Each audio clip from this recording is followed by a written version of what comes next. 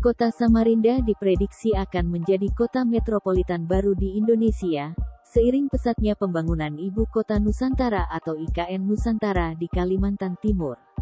Diketahui, Samarinda merupakan ibu kota Kalimantan Timur. Samarinda juga menjadi kota terdekat menuju IKN Nusantara selain Balikpapan. Diyakini, kota Samarinda diyakini akan menjadi pusat ekonomi baru. Dilansir dari Kompas.com, untuk mendukung hal tersebut, GM Marketing The Premier Hills Yoga Gunawan mengatakan, Agung Podomoro APLN berkomitmen mendukung rencana pembangunan Ibu Kota Nusantara di Kalimantan Timur. Pertumbuhan ekonomi dan rencana pembangunan IKN akan menjadikan Samarinda sebagai salah satu pusat ekonomi Indonesia.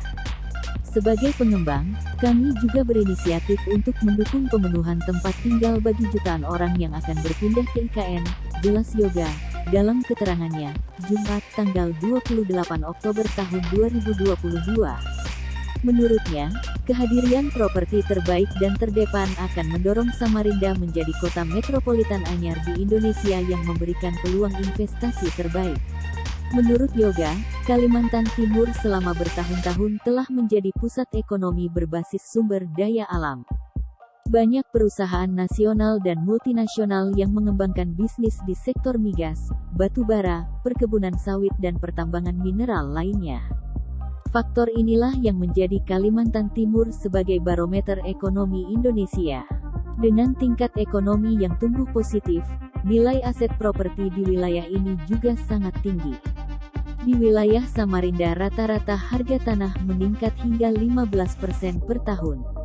Sementara di kawasan premium seperti The Premier Hills kenaikannya bisa lebih tinggi, mengingat lokasinya yang strategis dan eksotis serta didukung fasilitas perumahannya yang sangat premium, ujar Yoga.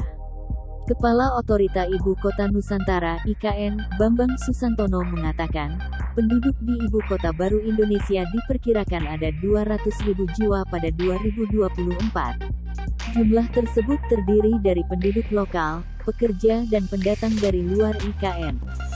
Menurut Bambang, 200.000 jiwa itu akan disebut warga IKN pada 2024. Kira-kira 200 ribuan penduduknya ya.